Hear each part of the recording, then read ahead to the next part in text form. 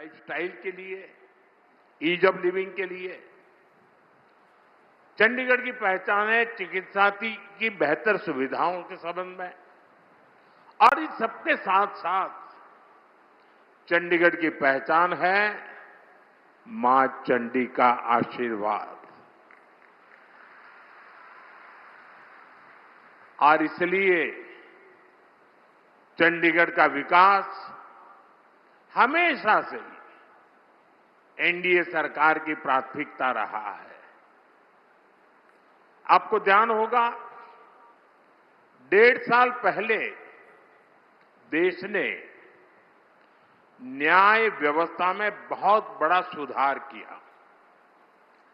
हम दंड संहिता की जगह भारतीय न्याय संहिता लेकर आए। भारतीय न्याय संहिता यानी दंड आधारित कानूनों की जगह न्याय आधारित कानूनी व्यवस्था। और तब भारतीय न्याय संहिता लागू करने की शुरुआत चंडीगढ़ से ही हुई थी। साथियों, बीते वर्षों में integrated command and control centre, smart traffic management, smart parking और डिजिटल गवर्नेंस चंडीगढ़ को हाईटेक बनाने के लिए ऐसे कितने ही प्रोजेक्ट्स पर काम हुआ है। 2,500 करोड़ से ज्यादा रुपए इस मिशन में खर्च हुए हैं। आज भी यहां हेल्थ, एजुकेशन और इंफ्रास्ट्रक्चर से जुड़े विकास के कई काम शुरू हो रहे हैं। मैं इनके लिए सभी चंडीगढ़ वासियों को बधाई देता हूं। साथियों, यहां आने से पहले मैं हरियाणा के जिंद में था, और यहां से इसके बाद मुझे पंजाब के विकास कार्यों के लिए जालंधर जाना है। इन दोनों कार्यक्रमों के बीच आज ये चंडीगढ़ का कार्यक्रम हो रहा है, क्योंकि हमारा चंडीगढ़ हरियाणा, पंजाब, हिमाचल इस पूरे क्षेत्र को जोड़ता है। चंडीगढ़ के विकास से चंडीगढ़ के लोगों का जीवन तो बदलता ही है, साथ ही हरियाणा, हिमाचल, पंजाब और जम्मू कश्मीर के लोगों को भी इससे बहुत लाभ होता है। चिकित्सा सेवाओं के लिए तो चंडीगढ़ इस पूरे क्षेत्र में एक बड़ा हब है। साथियों, जब मैं चंडीगढ़ रहता था तो मुझे कई बार पीजीआई जाना होता था, और कारण क्या, तो कोई न कोई हमारे साथी या उनका परिवार, चाहे जम्मू कश्मीर का हो, पंजाब का हो, हिमाचल का हो, हरियाणा का हो, कोई न कोई बीमार यहां आते थे, तो मेरा मिलने जाना बड़ा स्वाभाविक रहता था। और इसलिए मुझे पता है कि इस पूरे क्षेत्र के लोगों के लिए ये आरोग्य की दृष्टि से एक बड़ा महत्वपूर्ण केंद्र रहा है। साथियों, आज यहां चंडीगढ़ पीजीआई में एडवांस हेल्थ केयर फैसिलिटीज का विस्तार हो रहा है। यहां advance neuro science centre, advance mother and child centre और क्रिटिकल केयर हॉस्पिटल ब्लॉक, ये प्रोजेक्ट्स लाखों लोगों को इलाज की और बेहतर सुविधा देंगे। मुझे याद है 2015 में मैं चंडीगढ़ पीजीआई के दीक्षांत समारोह में आया था, और मुझे खुशी है कि आज मुझे वर्चुअली भी वहां के सब पुराने साथियों से मिलने का अवसर मिल रहा है। तब से अब तक इस दशक में पीजीआई की क्षमताओं में बड़ा विस्तार हुआ है। मैं पीजीआई चंडीगढ़ के मैनेजमेंट की, यहां के प्रोफेसर्स और युवा डॉक्टर्स की सराहना करता हूं, उन्हें अपनी शुभकामनाएं देता हूं। साथियों, जब हम स्वास्थ्य की बात करते हैं तो हम सब जानते हैं कि इसमें स्वच्छता की कितनी बड़ी भूमिका है। और ये जब हमारी सरकार बनी थी, तब हमने देश के लिए स्वच्छ भारत मिशन लॉन्च किया था।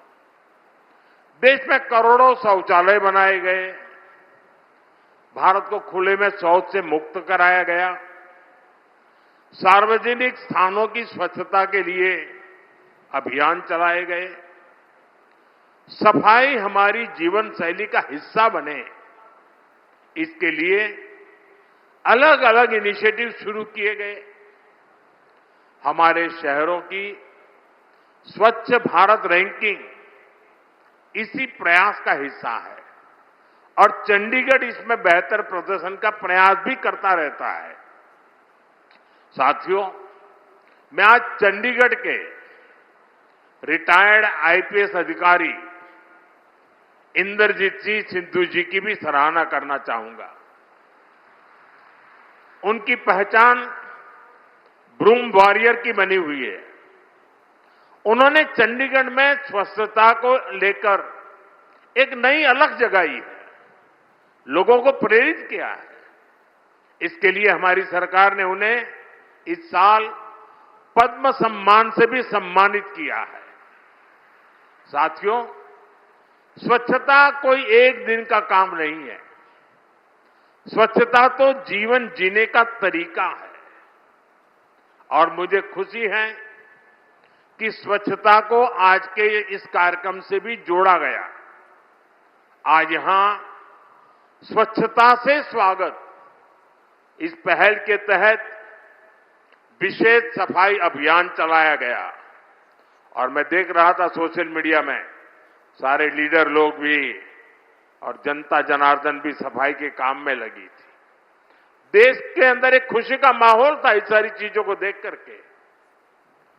चंडीगढ़ के सभी भाई बहनों को मैं इस पहल के लिए व्यक्तिगत रूप से बड़े गर्व के साथ आप सबको बधाई देता हूं। साथियों, स्वच्छता के ऐसे अभियान देश में अनेक रोगों की रोकथाम में बहुत मददगार साबित हुए हैं। साथियों, एक समय था भारत के हेल्थ सेक्टर पर पूरी दुनिया चिंता जताती थी।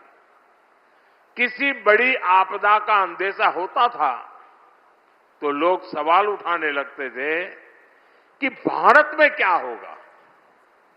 कोरोना के समय में हमने देखा है कि कैसे भारत ही विश्व की चिंताओं का केंद्र था, लेकिन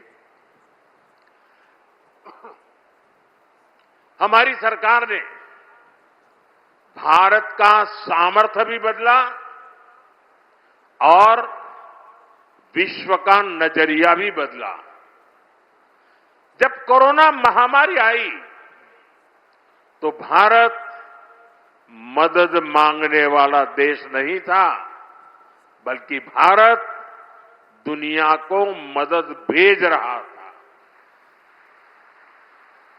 आज कितने ही देशों से लोग गंभीर बीमारियों के इलाज के लिए भारत आते हैं। भारत मेडिकल टूरिज्म का बड़ा डेस्टिनेशन बनकर उभर रहा है। साथियों, ये बदलाव पिछले 12 वर्षों की ईमानदार कोशिशों और नीतियों का परिणाम है। 12 साल पहले हमने संकल्प लिया था, हमारे देश के लोग स्वास्थ्य सेवाओं के अभाव में नहीं जिएंगे। हमारे देश के लोगों को इलाज की बेहतर सुविधाएं मिलेगी और कम कीमत में मिलेगी। पिछले 12 वर्षों की देश की सफलता इसी संकल्प का परिणाम है। बीते वर्षों में भारत ने अपने हेल्थ केयर इंफ्रास्ट्रक्चर का तेजी से विस्तार किया है।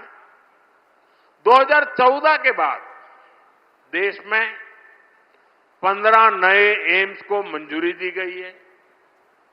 आज देश के अलग अलग हिस्सों में नए एम्स काम कर रहे हैं।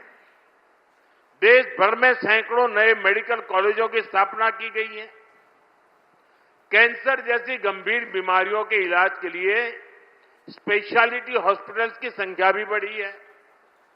यहां चंडीगढ़ में भी होमी भाभा कैंसर हॉस्पिटल बना है, यहां से थोड़ा दूरी पर। 2022 में मुझे इसके लोकार्पण का अवसर मिला था। आज यह हॉस्पिटल हजारों मरीजों की सेवा कर रहा है। साथियों, गांव-गांव में प्राइमरी हेल्थ केयर सुविधाओं के विकास पर भी ध्यान दिया जा रहा है। हर स्तर पर हेल्थ सिस्टम मजबूत हो, इसके लिए Ayushman Bharat health infrastructure mission शुरू किया गया है। इसके तहत देश भर में critical care blocks, integrated public health labs और पब्लिक हेल्थ यूनिट जैसी सुविधाओं का नेटवर्क तैयार हुआ है।